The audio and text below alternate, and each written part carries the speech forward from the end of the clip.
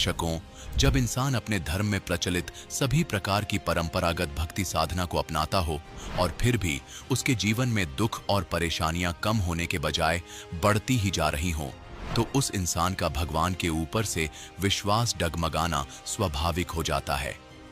दर्शकों, ऐसी ही कहानी थी बिहार के रहने वाले बबलू कुमार जी की। बबलू जी ने अपने जीवन में अनेकों प्रकार की भक्ति साधनाएं अपनाई, मंदिरों में दर्शन किए और अनेकों प्रकार के मंत्रों का जाप भी किया। लेकिन इसके बावजूद भी ना तो इन्हें कभी सच्चा सुख मिला और ना ही मानसिक शांति की प्राप्ति हुई।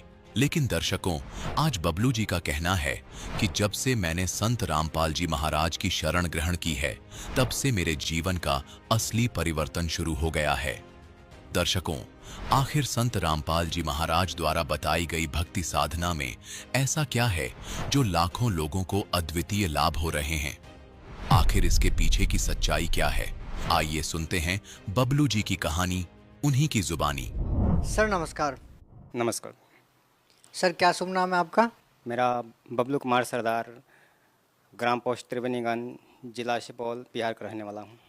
सर संत रामपाल जी महाराज से जुड़ने से पहले आप क्या भक्ति साधना करते थे? सभी देवी देवताओं को पूजा करते थे। वैसे संतों का आना जाना मेरे यहाँ बराबर रहता था और कबीर मत से हम लोग जुड़े हुए थे। सर जैसा कि आपने बताया कि पहले आप देवी देवताओं की पूजा करते थे, संत मन से जुड़े हुए थे और बहुत सारे संतों का आपके घर पे आना जाना होता था, तो सर आप संत रामपाल जी महाराज से क्यों जुड़े सर? देखिए, बात ऐसा है, मेरे कमर में ऐसा दिक्कत थी, ऐसा दर्द था जो कि 10 साल से चला आ रहे थे। मैं पहले देवी देवताओं से बहुत से चढ़ावा किया करता था और सब देवी देवताओं की पूजा किया करता था। कोई बता देता था कि आप छठ करो तो मैं छठ किया, कोई बता देता था कि आप त्यौहार रखो, मैं त्यौहार रख लिया, कोई बताता था कि आप उपवास रखो, मैं उपवास रख लिया। और ऐसे ऐसे करते करते मैं शिव की भी पूजा करती थी और दुर्गा की भी पूजा करती थी। तो ऐसे में सभी से कोई लाभ हुआ नहीं। कोई लाभ नहीं होने के कारण मेरा जो है सो दर्द और धीरे धीरे बढ़ता गया। ऐसा हुआ कि मैं जो हूँ बेड पे सोए ही मेरा पेशाब पैखाना सब चीज़ होता था। मतलब इतना कष्ट था कि लोगों ने बोल दिया था कि अब इसका जीवन लास्ट है, अब ये बेकार हो चुका है। तो फिर हमारे घर वालों ने हमको पटना भेजा। वहाँ डॉक्टर से दिखाया। डॉक्टर ने एक इंजेक्शन 3000 की लगाई हम पे और बोला कि अगले 20 रोज़ के बाद आना, इसमें देखेंगे इसलिए तुम्हारा बीमारी ठीक होता है या नहीं, कम हुआ या ज़्यादा। तो मैं 20 दिन का इंतज़ार कर रहा था। 20 दिन में ना तो वो दर्द मुझे कम हो रहा था, इतना कि वो बढ़ ही रहा था। तो मेरा छोटा भाई जो दिल्ली में ही रहता था, वो पहले तो मेरे साथ जाता था, मेरे दर्द को देखता था। वो उसको था कि ये तो बेकार हो गया है। तो वो जो नेट पे देख रखा था संत रामपाल जी महाराज के, ऐसे नेट पे दे रखा था जब वो इंजीनियरिंग कर रहे थे, तो उसने देखा कि संत रामपाल जी है हरियाणा में और उसका ज्ञान ऐसा है। तो वो वहीं से विचार कर रहा था कि हम जाएं इसके पास मिले।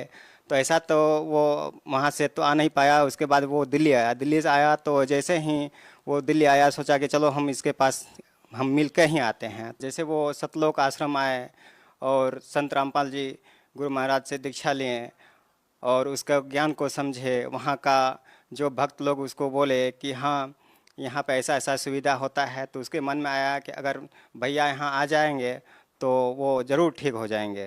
तो बस तुरंत ही वो आश्रम से चले ही थे कि उसने फ़ोन लगाया तो बोला कि भैया आप यहाँ आ जाओ, ऐसे ऐसे बात है, आप यहाँ ज़रूर ठीक हो जाओगे। तो हमने सोचा चलो भाई इतना है ही तो ऑपरेशन करना ही है, एक बार वहाँ भी चल के देख लेते हैं क्या लाभ होता है या नहीं होता है। तो बस ऐसे हम आ गए। वहाँ से जब हम चले तो आश्रम पहुँचे तो वैसे तो हमको दर्द ऐसा था कि हम आ ही नहीं पा रहे थे। हम घर वाले बोल रहे थे कि आप कैसे जाओगे, अकेले कैसे जाओगे? बोला चलो भाई अकेले जैसे होगा, मालिक की कृपा, अगर ऐसा होगा तो जो भी संत है, जो भी महंत है, वैसे तो पहले हम नहीं जानते थे कि कौन क्या है नहीं है। बोला कि चलो भाई कोई भी संत हो, मेरा बीमारी ठीक हो जाए, मैं ठीक हो जाऊं, बस उसकी कृपा हो जाए बस। तो ऐसा हुआ कि हम आश्रम आ गए। आश्रम आए तो पहले हमको लगा कि अरे ये हम कहाँ आ गए, कहाँ फंस गए। फिर बाद में सोचा कि चलो आराम तो हो जाएगा, ठीक तो हो जाऊंगे, चाहे जो भी होना पड़े। उसके बाद जो नियम समझाया गया सदगुरु रामपाल जी जो नियम बताते हैं उसके अनुसार चलना होता है, वो नियम हमको बताया गया। फिर हम जो नियम बोले कि जो जैसा है वो नियम हो, हम ठीक हो जाएं, बस हम नियम पे चलेंगे। सर जैसा कि अभी आपने बताया कि आपका जो कमर का दर्द था वो बहुत सारी जगहों पे दिखाने के बाद भी ठीक नहीं हो रहा था, तो सर क्या संत रामपाल जी महाराज से नाम दीक्षा लेने के बाद आपका कमर का दर्द ठीक हो गया? संत रामपाल जी महाराज का सतलोक आश्रम जब हम पहुँचे तो वहाँ का वातावरण ऐसा हमको बुझाया जैसे हम कहीं आ गए हैं, कहीं स्वर्ग में आ गए हैं। बस उसके बाद जो हो वहाँ का भगत लोग हमको यहाँ वहाँ दिखाया और भंडारा करवा कर नाम दाम दिलाया। उसके बाद गुरुजी के दर्शन करवाए तो गुरुजी से हम सोचे कि गुरुजी से कुछ बोले, लेकिन मेरी तो हिम्मत नहीं थी कि वहाँ हम कुछ बोले। बस ऐसे हम सर झुका के गुरुजी के आगे खड़े हो गए। गुरुजी आशीर्वाद दिए।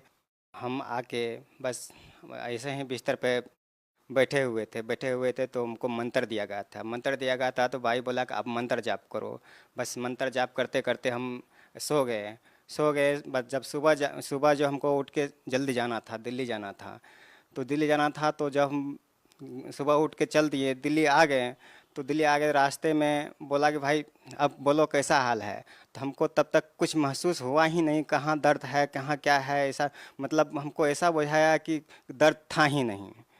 बस भगत जी तब से लेकर आज तक हमको ऐसा दर्द कभी भी नहीं आया। वैसे बहुत सारे लाभ मिले, एक दो लाभ मैं आपको बताऊंगा। जैसे मेरा छोटा बच्चा है, वो भैंस पे बैठ गया था। भैंस पे बैठने के बाद जो गिर गया तो भैंस का पैर जो है सो उसके पेट पे नहीं लग जाके हाथ पे लगा। अगर वो पेट पे लग जाता तो उसका पेट फट जाता था और मर जाता। लेकिन गुरुजी की कृपा हुई कि वो हाथ पे जाके लगा और पेट पे नहीं लगा, वो बच गए।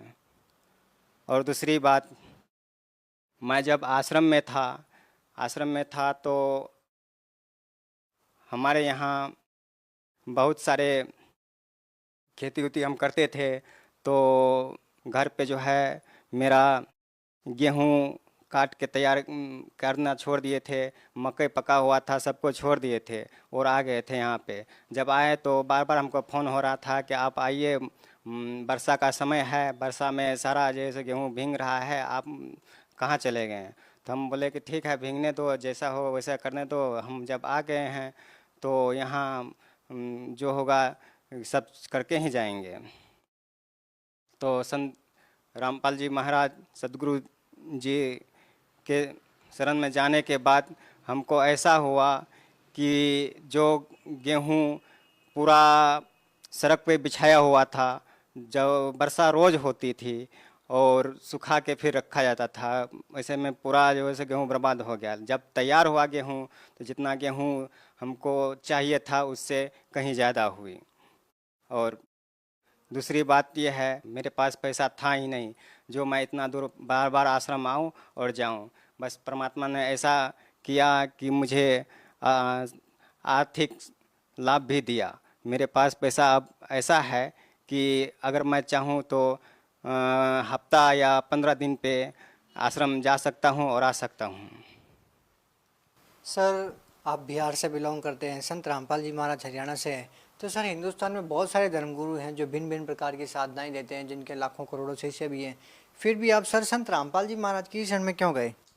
क्योंकि आपको मैं पहले ही बताया हूं कि मुझे इतना कष्ट था जो कि मुझे सब बेकार समझ रहे थे। सबको कहना पड़ा कि ये अब बेकार हो गया है। और आज मैं आपके सामने खड़ा हूँ और आप देख रहे हैं कि मैं ठीक ठाक हूँ और तंदुरुस्त हूँ, सब चीज़ कर सकता हूँ। तो उस संत को मैं कैसे भूलूँ, कैसे भगवान नहीं मानूँ जो मुझे आज इतना जीवन दान दिया है। मैं संत रामपाल जी को स्वयं भगवान समझता हूँ और वो स्वयं भगवान ही है।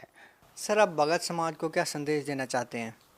मैं भगत समाज को यही संदेश देता हूँ, खास करके उन संतों महंतों को जो कि आप आज अभी सत्संग जो कर रहे हैं, उन सभी से मैं यही प्रार्थना करूंगा कि आप सत्य ज्ञान को समझें और ज्ञान गंगा पुस्तक देखें। आपके घर में टीवी हैं, वो चैनल को देखें और सत्संग सुने। आप जो सत्संग कर रहे हो, जान रहे हो, वो सत्संग नहीं, ये गुरुजी जो हमारे संत रामपाल जी गुरु महाराज जो सत्संग सुना रहे हैं, वो सत्संग है। आप उस सत्संग को सुनिए और उस ज्ञान को देखिए और नाम दीक्षा लो और अपना कल्याण करवाओ।